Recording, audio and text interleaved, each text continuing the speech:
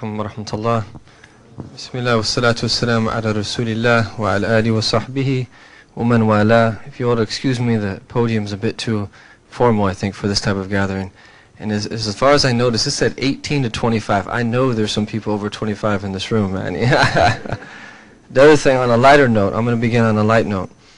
That in 2008, I was trying to visit Philistine. And as they were taking me through the streets here, it was nice to actually visit Philistine, even though they didn't actually let me into Philistine. They held me at the border for about 10 hours and then actually rejected us. But it's nice to actually visit Philistine. It's supposed to be a joke, and there's so many people from... Anyhow, alhamdulillah, it's very nice to be here with you all. And again, it's very nice to be here, and that we hope this can be an opportunity for us to relax and to learn together. And that now I'm going to have to that pressure now that if this is a Saturday night and you all left 1,001 things that you could do to come here to actually benefit and to experience something beautiful, inshaAllah ta'ala, that I have to say that these are things that are of the utmost importance for us to come together, and that inshaAllah ta'ala, that as we spend time together tonight and then over the course of the upcoming months, inshaAllah ta'ala, that a form can be created where that meanings could be placed into them. This is one of the secrets of Allah subhanahu wa ta'ala's creation, is that before the meaning comes in, is that the form has to be there. Is that if we look at even the creation of the human body, the human goes through 3 different stages before the spirit is blown into it. And then that the spirit is, after it's blown into it, is what makes the human being animate and makes the human being what it is, and it gives it life. And so that alhamdulillah, that Allah subhanahu wa ta'ala has blessed us. And what I would like to do in this short time is that just speak a little bit and hopefully mention some thought-provoking things, and then open up the floor for discussion. That I actually wish that we could arrange this in a different way next time if I'm here, such that some of the people in the back, it's very hard to connect with them because they're so far. That if there was a way for us to arrange it such that there's more interaction, I think that's what's really important. That there's things that, pressing things that are on all of our minds, and that more so than to hear me speak, there's a lot of people that you can listen to. That I would much rather let you all speak and that we start a discussion. And that when we go off that discussion, then that we can really get down into that what is going through people's heads. And the reason is you have theory, which is that what you learn in a formalized setting. And that yes, that we're here to learn a little bit of theory that we're then going to apply. But that really, that when it comes down to things, is that application is what is really the key. Is that how you understand certain things that live by those various things that you understand. And every single one of us, that if you look at the human being is an amazing being. The human being is a composite being. And that in order for us to answer the big questions in life, that we have to understand exactly what the human being is. One of the amazing things about the human being is that we are the ultimate synthesizers. Is that you have God, you have the cosmos, everything that He's created, and then you have the human being. And the human being is the ultimate synthesizer. The human being can put all of the pieces of the puzzle together so that we can make it all make sense and that we can understand it. And this power of synthesis is something that takes place from within. And that whatever dichotomies might be set up, is that the amazing thing about the human being is that the human being can break through all of those dichotomies that are set up. And that dichotomies that are set up in a theoretical way is that through this power of synthesis is that the human being can break through those dichotomies, and that can be a living example of what it means to actually live the opposite of what has been set up for them. And that if we take it back to the very root, and I'll mention a personal anecdote for this, if I look really at my path to Islam, that I won't get into all the details, but essentially that I see it as a path of trying to find the fitrah. Is that I think it goes without saying that if you live in the world in which we live, is that you have an estranged feeling. That unless something's really wrong with you, if you think everything is okay, then there's actually something seriously wrong.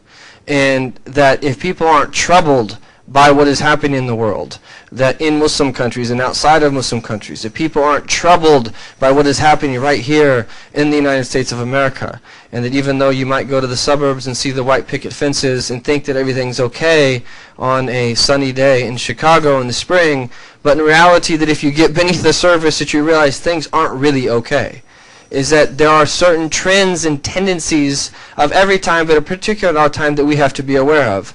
And that there are many things that I think are deeply troubling. There's a reason why so many people are leaving Islam. There's a reason why so many people don't believe in God. And that I have a commitment when I come to things like this, especially when I'm dealing with youth, I like to keep it real. That part of what I discuss, I wouldn't necessarily say this in a khutbah, or if I'm saying it to a crowd that's of the older generation, but I think it's very important that we all make an agreement from now that we just keep it real. There's not a single question, I totally mean this, there's not a single question that any of you could ask me, or not a single thing that any of you could tell me about your life that would, one, shock me, or that put me in a situation where I feel like I couldn't answer it. Now, I'm not saying that I have all the answers, but what I am saying is that it's important that we create forums like this, because we're all ultimately in this together. Every single one of us is miskeen. That we are all in this together. And that there's an energy that comes from working together, and that when we have opportunities like this within our communities that are opened up for us to really discuss things that we're all troubling, there's a reason why that when people are traumatized in some way, whether they're trying to overcome an addiction or whether they've had experienced violence in their past, or something's happened to them, is that they do group therapy when people do it in groups. There's a reason they do that. And there's something about psychologically that when you know that other people are going through the same thing that you're going through, is that it makes it just seem that much more normal, and it takes a huge weight off you. And if you think, and I've met actually converts that are like this, that convert in some random place in the United States of America, and this feeling of loneliness that they have, as if they are the only ones going through the very thing that they're going through, when they start to network and realize and meet with others that, subhanAllah, so-and-so is going through this same thing in a very different place, and so-and-so is going through something different in this place, is that we are all going through many of the same things. And it just so happens now is that the stakes are higher, and we're at a particular juncture. I was just listening to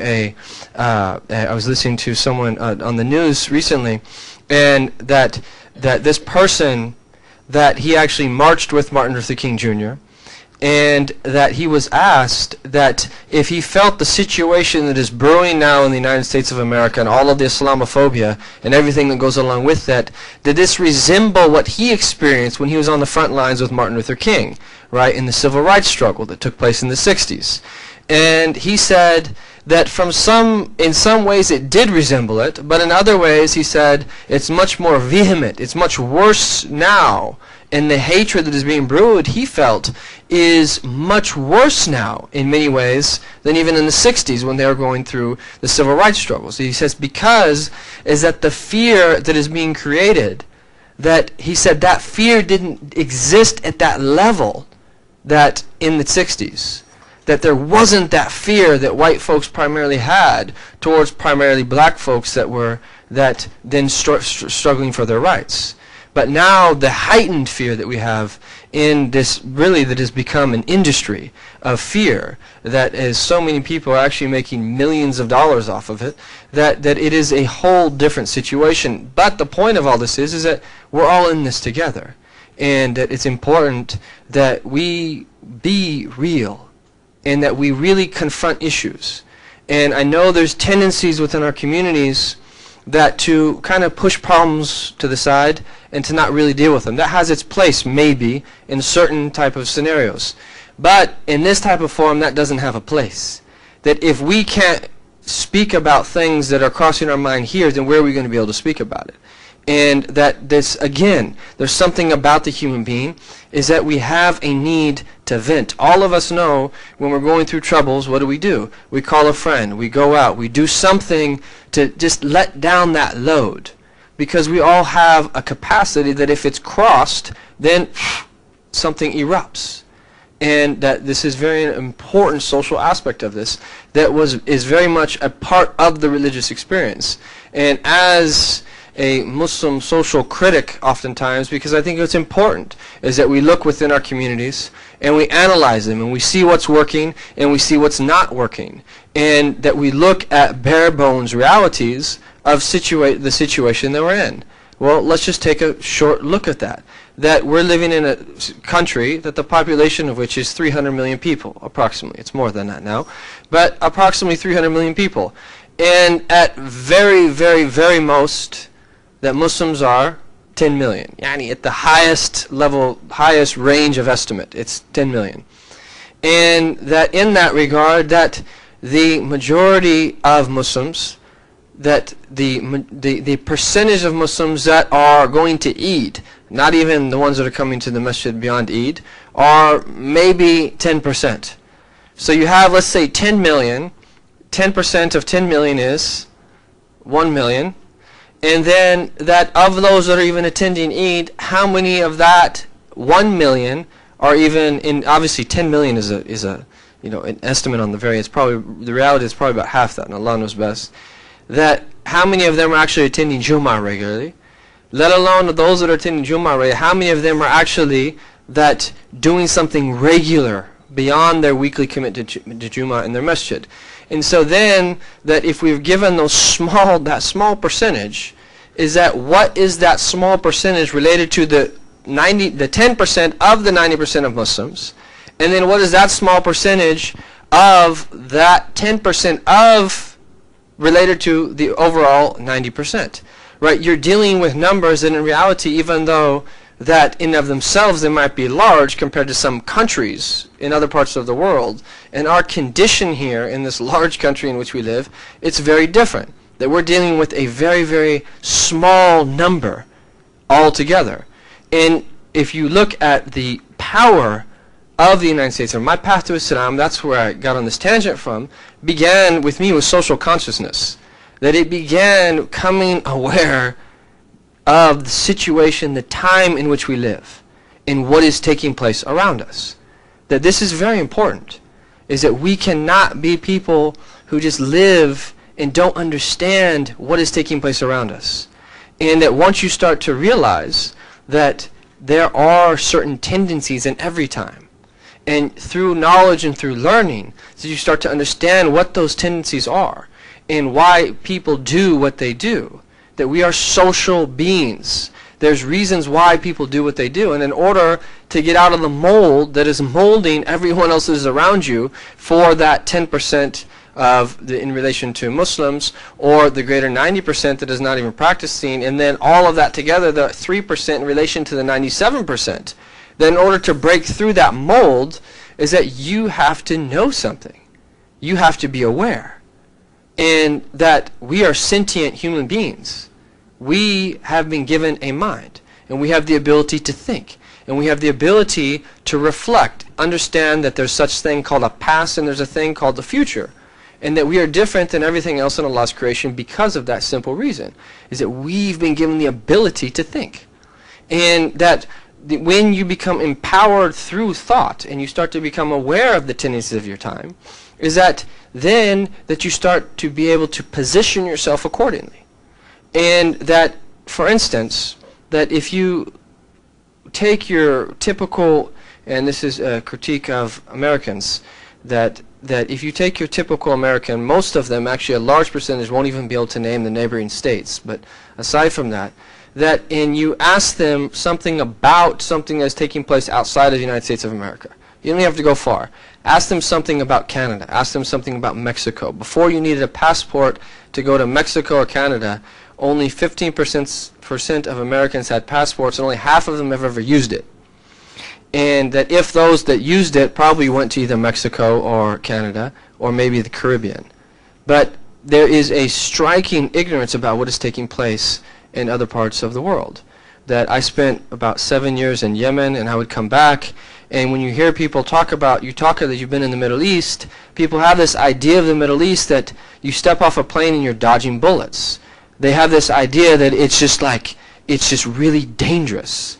right? If you go to the Middle East, it's like your life is in danger. And that there might be certain places, right, that's the case. But there's also places right down the street, you go there and your life's in danger as well. But the point is that there's a striking ignorance. That if you read, there's a book that I would really encourage everyone to read. And that it's by a man by the name of John Perkins. And I know people that know him that can attest to his integrity, whatever that means, as a human being. And that it's called Confessions of an Economic Hitman. And it's very deep. That he explains systematically what happened that post-World War II, after bombs were dropped on Hiroshima and Nagasaki, which, if I may, and I hope that we can end up talking about this, because I know people are thinking about what happened in Boston and so forth, and we should talk about that. But, you know, I was in a town hall meeting one time in Sweden, of all places. Don't ask what I was doing there. And one of the speakers was asked that what he thought about the wars that took place shortly after the time of the Prophet ﷺ in North Africa. And he asked a very targeted question. And he was trying to hint at something, that essentially we're a warmongering religion and so forth. And the answer that he got, I knew that it didn't really convince him fully. So I went up to him after. I said, "You didn't get your answer, did you?" And he said, "No." And so I was speaking to him, and that he was essentially trying to say that Islam was a warmongering religion. And I said that, look, just if you want me to be honest, that I'm from the United States of America, and that the United States of America has no moral platform, or for that matter, any Western European country, to say that Islam and point their fingers at Islam and it's a warmongering religion. That if you look at from the very foundation of this country, that what took place in the transatlantic slave trade, what took place with the Native American peoples, what took place in the name of Manifest Destiny, the Revolutionary War, the Civil War, and all of the wars that followed that World War I, World War II, Vietnam, and before that, Korea, and all of the other things that took place post-World War II in different places in the world, systematically, is that it really starts to open up your mind to other realities that exist. And me saying these type of things, that this is how it began for me. Because as long as you're locked into a narrative that's been pitched to you and that you've been molded to, you're not open to another way of thinking. And so that's the way it began for me, was opening myself to an alternative way of thinking. And that there was other things that went along with that, that becoming vegetarian and vegan and changing the music that we used to listen to and a whole bunch of other things, appreciation of culture and on and on and on, that eventually led me to become Muslim. But what I realized, what I was looking for in all of that, was that there are fundamental needs that every human being has.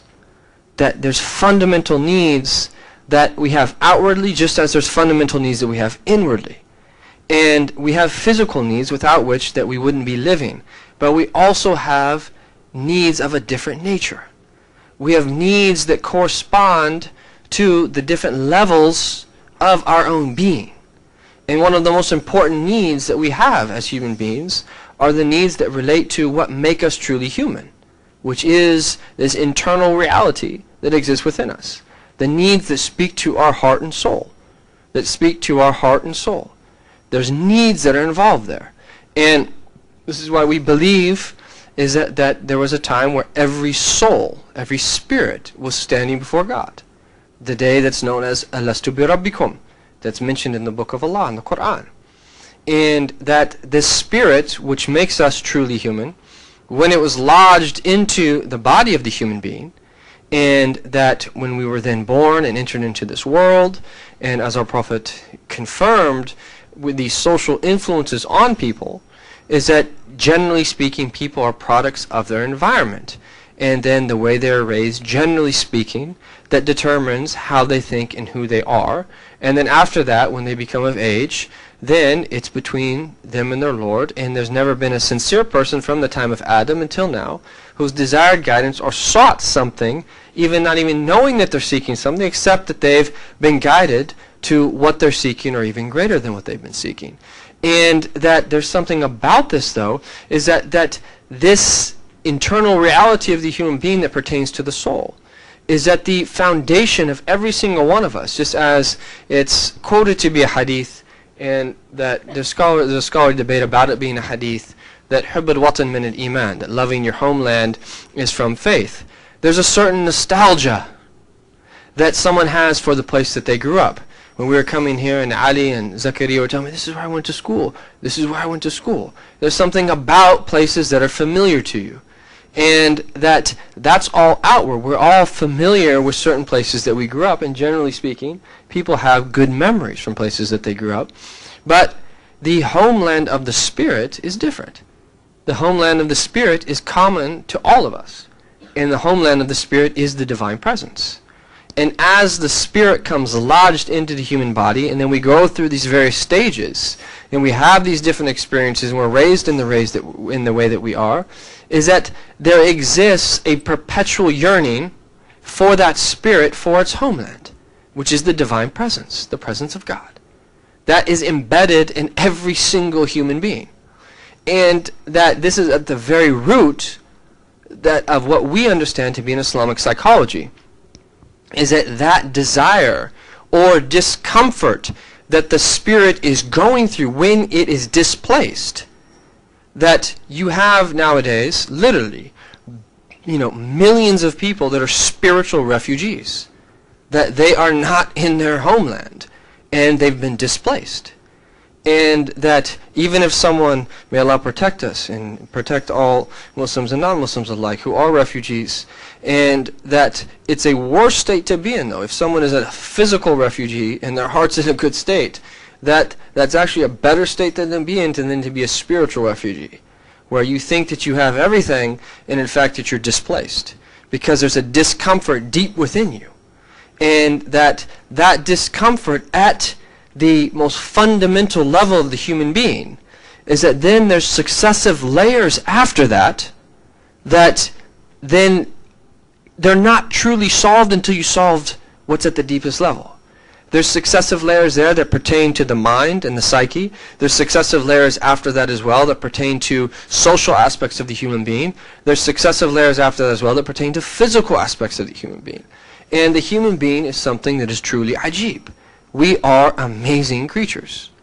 And that is as vast and as expansive as the physical realm is.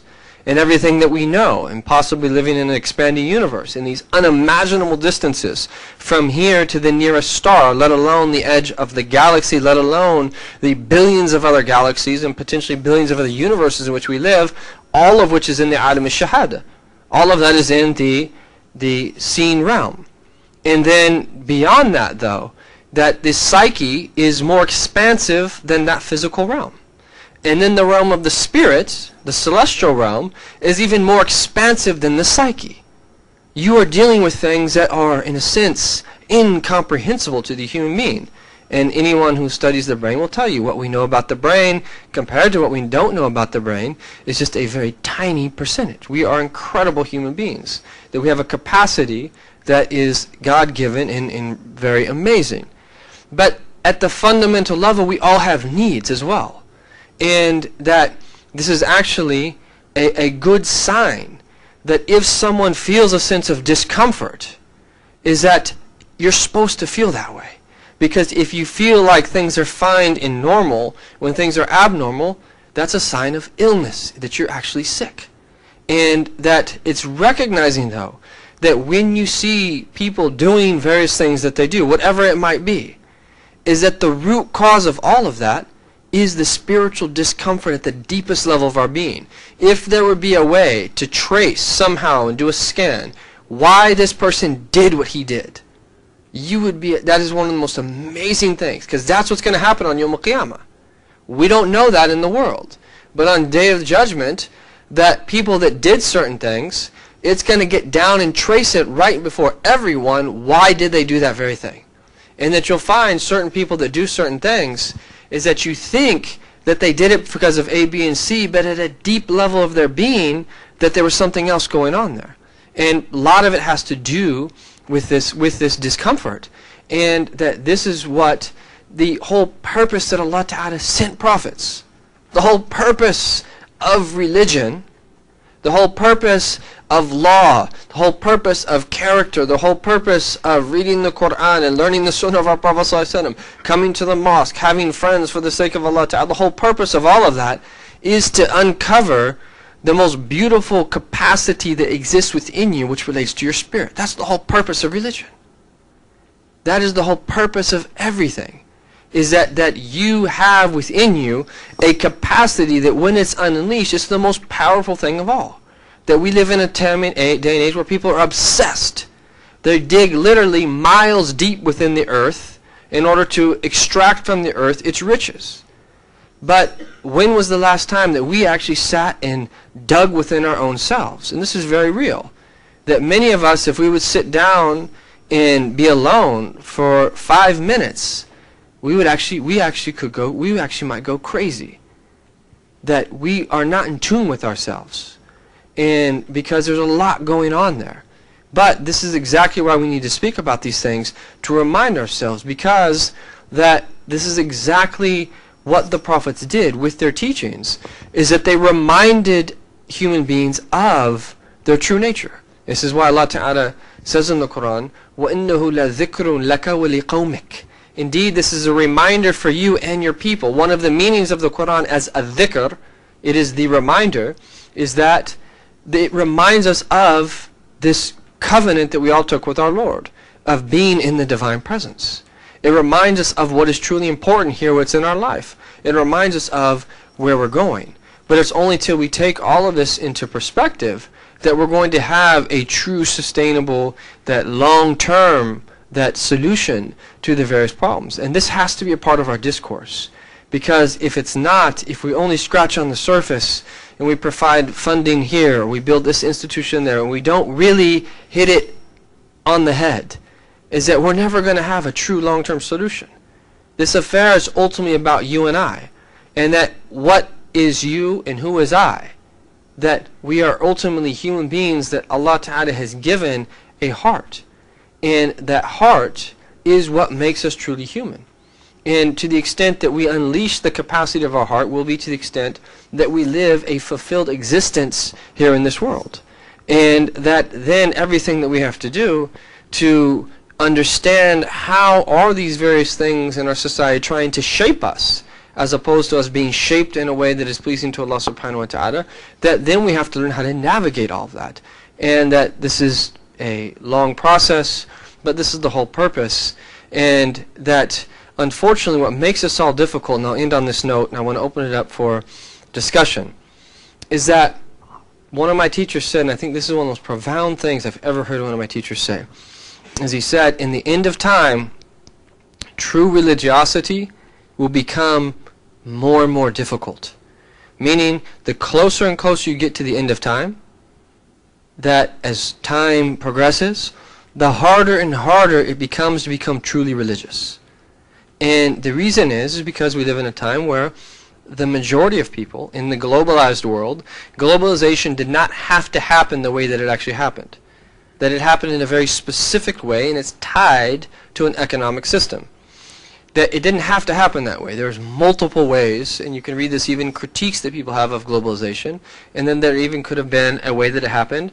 This is according to Islamic principles. However, the way that it happened, though, is oftentimes that enforcing and bringing out some of the worst realities and lower tendencies of human beings. It didn't have to happen in that particular way. But if we look at this, though, and that we look at what is taking place now in this world of secular materialism, which dominates at a philosophical level, that all of these different things that are happening in the Muslim world and beyond the Muslim world, is that what is this ultimately all about? Something by its nature being secular is it's taking God out of it, right? That materialism, in the end, that we're here still. So there's still a belief that people have in material. And that this tendency of our time, the majority of people are turning away from religion, and that even then, though, because of the effects of secular materialism, this you could argue, on people of religion, things itself have become polarized. So you have one tendency on the one hand, which that majority of people are turning away from religion. Secondly, from within religion, things are becoming polarized, and because of the effects of that on them, is that they are going to the periphery of what it means to be religious. So how do you, in light of all that, living in a society where 97% of people are not Muslim, that 90% of the 3% are not really practicing, and then of that 3%, that the 10% of that 3%, that you don't even feel comfortable going to the mosque because that, Uncle Fulan, right, is grumpy about the way that you're dressed, or that he doesn't like, what you're doing. But the whole point is, if the whole purpose of the prophetic message is to help you uncover your potential as a human being, that what do you do in a situation like that? So it's very easy to diagnose the situation. It's very difficult then to have solutions to that problem. But like anything else, you have to first know what is really going on in order, and you have to assess the situation, and then you can bring out. There's a lot that you could do, and this is just one first step in terms of what you can do. We can have that conversation because there's many things that you can do, but it starts first by, and the greatest gift that you can give someone is the gift of your time. The fact that you all came here on a Saturday night, believe me, I was not Muslim at one point. I know very well what people do on Friday and Saturday nights. And that's the greatest gift you can give to someone, is the gift of your time. And the fact that you all came out, and it's actually an honor for me to be here with you, because you're gifting me, in a sense, your time. And that, I hope that we can, inshallah ta'ala, open up the floor now for questions, concerns, comments. And we're not going to solve it all in 5 minutes or 10 or even, few days. But the point here is that to come together, inshallah ta'ala, and to create a sense of brotherhood and sisterhood. Since Adi was already corny, I didn't want to be corny also. I was going to have you all stand up and move around and greet the people next to you and so forth. But maybe we can save that, inshallah ta'ala, for another time. But how do you want to do this? Do you want to open it up for... Okay, we'll keep that, but let's do we have a mic to give to the people? How are you going to do this?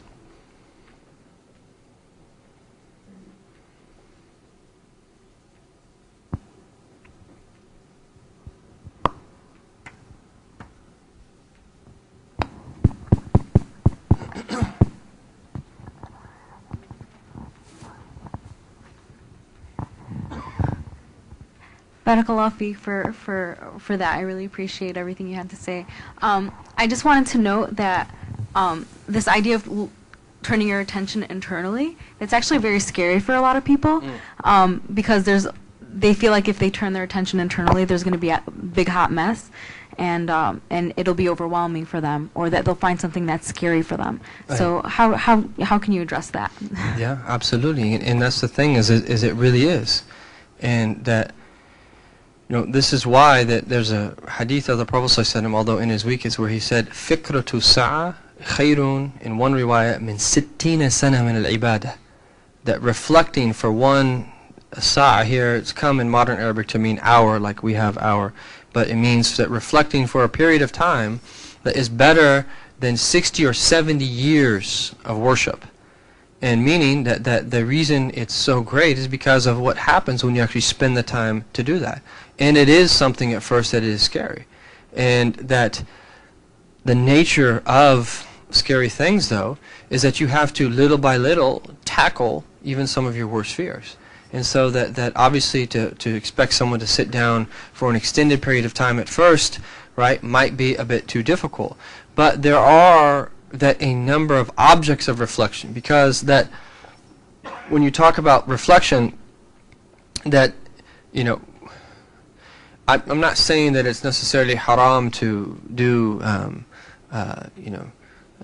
yoga or something like that, but the Buddhist idea of stopping thought, that we don't, we would always have an object of reflection, right? There's something we're reflecting upon, right? Whether it's our death, whether it's the next world, whether it's our faults, whether it's, our own issues. There's things that there always is an object of your reflection. Now, just stopping your thought to train yourself, that's That could be a scholarly discussion. But the point is that there are things that you can reflect upon that are less scary at first. And that, I think that one of those things is to reflect upon the beauty of our deen and the beauty of Islamic civilization, the beauty of our Prophet ﷺ, because Islam is something beautiful. That despite all of the ugliness that you see, maybe in your own family, people have made Islam ugly in your eyes. Maybe at your local masjid, people have made Islam ugly in your eyes. Maybe individuals that do certain things domestically and internationally have made in your eyes Islam look ugly. But Islam is beautiful. And we tend to forget that if you look at the three words that relate to the deen, Iman, Islam, and Ihsan, break them down to their roots. Iman is from what? Aman. What is aman? Security. That Islam is from what? Right? Salama or salam, peace. That Ihsan is from what? Husn, which is beauty.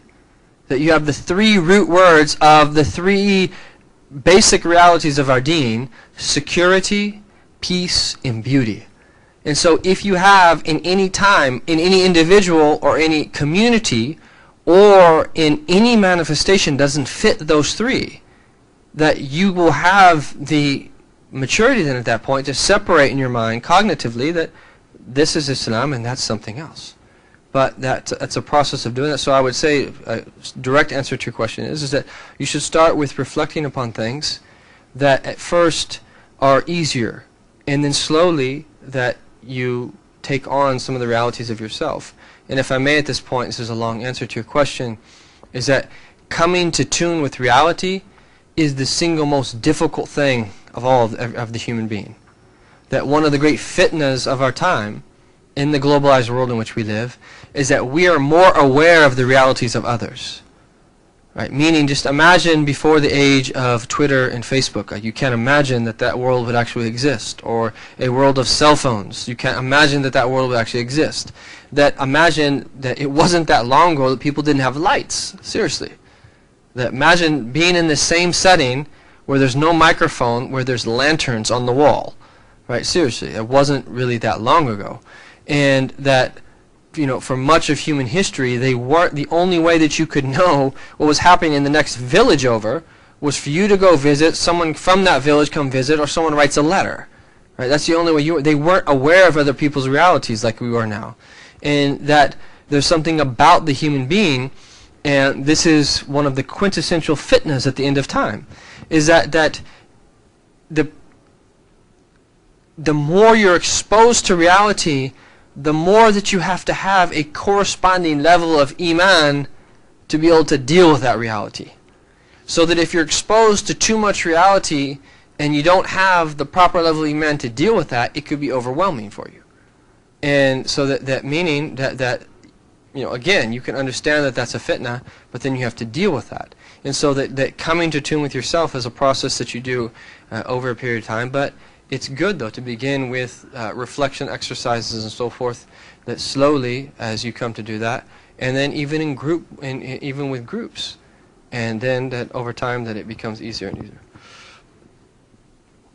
You don't have to write them, you all can ask them too. Marhaba.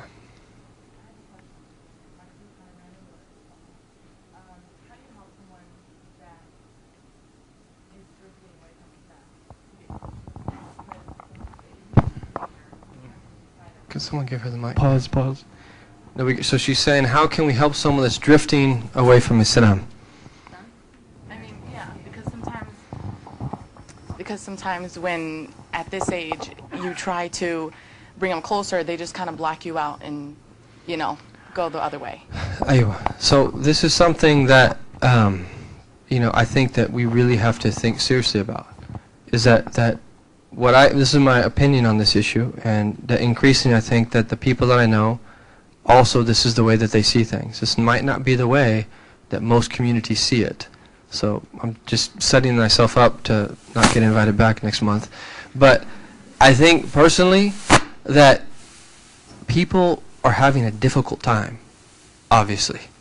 And the nature, if people are going through a difficult time, and you're not dealing with the root cause of the problem, you're going to push people further and further and further and further away. Right? Meaning that our mosque should be the most tolerant of places. Right? Our communities should be the most tolerant of communities. And even at the household level, that if, and I'm going to relate this to your particular, but that if you're losing your children and they're caught up, right, and they're doing things they're not supposed to do, the worst thing that you could do is disown them, which sometimes happens. Oh, you're not my daughter anymore, right? Or you're not my son anymore if you do A, B, or C. Type, right? As if that's going to somehow help them come back to you. Oh, no, because you said that, Daddy, I'm coming back home, right? No, that makes it worse, right? And I know a situation where there was this Afghani sister that both of her brothers were caught up, and even worse than her, and that she got caught up and did something she shouldn't have done, but her father like flipped out on her, never really said anything too much to the boys, and wanted to like physically harm her because of what she did, and that she obviously was in the house, saw the way he responded to the boys, and so she ran away. She ran away, that she married a non-Muslim, became Christian, and that didn't see her parents for 19 years. And only recently came back wearing a cross around her neck. Right? So my point is that, like, let's just keep it real. This is what happens. And so the answer to your question is, I think that we need to have a methodology where we need more love and openness and mercy in our communities. And I don't say that in like a goofy Californian, like funny type of way. I'm very serious, yani. They've done scientific studies. Children can die from a lack of love. Children, when you touch them and caress them, they become smarter. This is scientifically proven. That human beings need to feel love. They need to feel a sense of group identity. And that in that situation, if one of your brothers or sisters or someone in your family that is, going, wayward, the very best thing you can do is show them more love in that situation. That you have unconditional love for them and your hand is extended. Obviously, there's only so much you can do. You can't go and get caught up with them, right? But they have to know your hand's extended. Anytime that you want, ahlan wa sahlan, I'm here to help you. Anytime you want to meet, you can't drag me into what you're doing, but anytime you want to meet outside of that, I'm here for you. And that love and mercy, to me, that is the number one thing that has to be there, especially in our time. Because the more and more you start to understand the nature of the time that we live in, the more and more that you understand how difficult it is for people just to remain upright. And so that allows you to deal with it, though, with a lot of mercy.